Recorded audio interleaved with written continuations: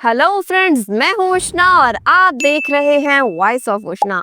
इस साल मुसलमानों के रमजान और ईसाइयों के लेंट यानी कि ईसाइयों के रोजों का आगाज तकरीबन एक साथ हो रहा है। क्या आप जानते हैं कि ईसाइयों के लेंट का आगाज कब होता है? रोजा किस तरह रखा जाता है? क्या ईसाइयत में भी सहरो अफ्तार का एहतमाम किया जाता है? ये सब दिलचस्प हकाइक आप इस वीडियो में जान पाएंगे।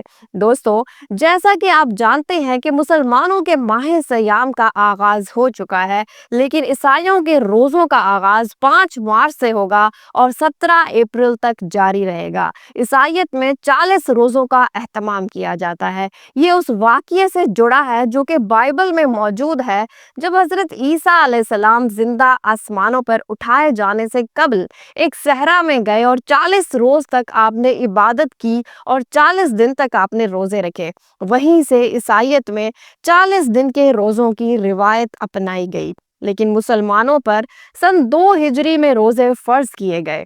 सूरह बकरा में अल्लाह ताला फरमाते हैं कि ए मुसलमानों, तुम पर रोज़े फ़र्ज किए गए जैसा कि तुमसे पहली उम्मतों पर फ़र्ज किए गए थे, ताकि तुम मुत्तकी और परहेजगार बन जाओ। ये आयत वाज़ेह करती है कि इस्लाम से पहले बाकी मज़ाहिब में भी रोज़े का तसव्वुर मौजूद था। यहूदियत में भी रूहानी पाकीज़गी हासिल करने के लिए रोज़े रखे जाते हैं और 25 घंटे का तवील रोज़ा रखा जाता है।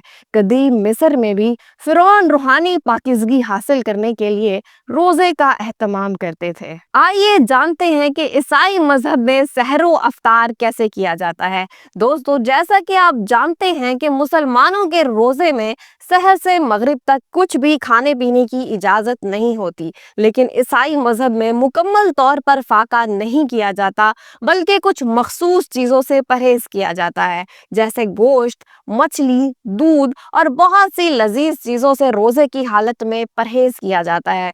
कुछ लोग सिर्फ एक बार खाने पर इक्तफा करते हैं।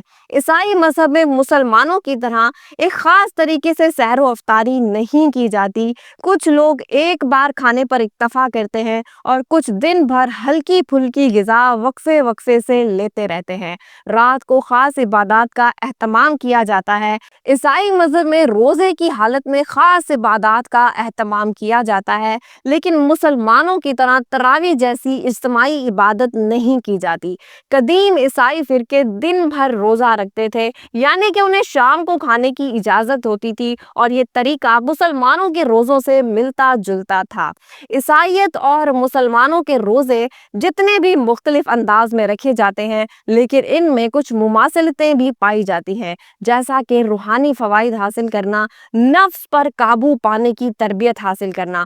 दोनों मज़ाहिब में रोज़े का मकसद अल्लाह के करीब जाना, अल्लाह की खुशनुदी हासिल करना और दुनियावी लज्जतों से दूर रहकर रूहानी तरक्की हासिल करना है और गरीबों की मदद करना। रमज़ान में मुसलमान ज़कात अदा करते हैं और ईसाइयत में चैरिटी को ख़ास अहमियत हासिल है।